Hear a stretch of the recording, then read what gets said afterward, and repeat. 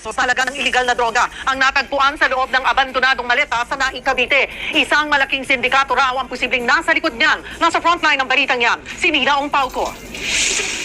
Kahina-hinala ang maletang natagpuan sa isang bakanting lote sa Naik, Cavite. Mga kapatid, nandito tayo ngayon sa kabaan ng Gazebo Road papuntang syudad sa Barangay Sabang, Naik, Cavite, kung saan may dalawang gwardya na nagpapatrolya at napansin nila ang isang surveillance camera na hindi kalayuan sa aking likuran at napansin din nila ang isang ribbon at katabi nito ang isang maleta na naglalaman ng mga kontrabando. Dahil kinutuban ang mga gwardya, ipinaalam nila ito sa mga pulis. Kinordonan ang lugar.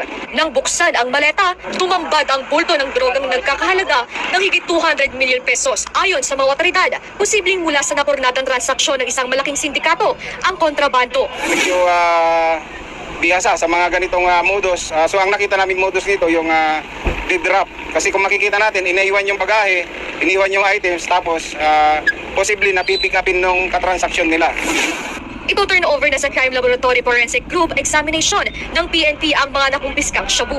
Magsasagawa rin sila ng follow-up operation para matukoy kung sino ang nag-iwan ng maleta. Nagbabalita mula sa frontline, Nina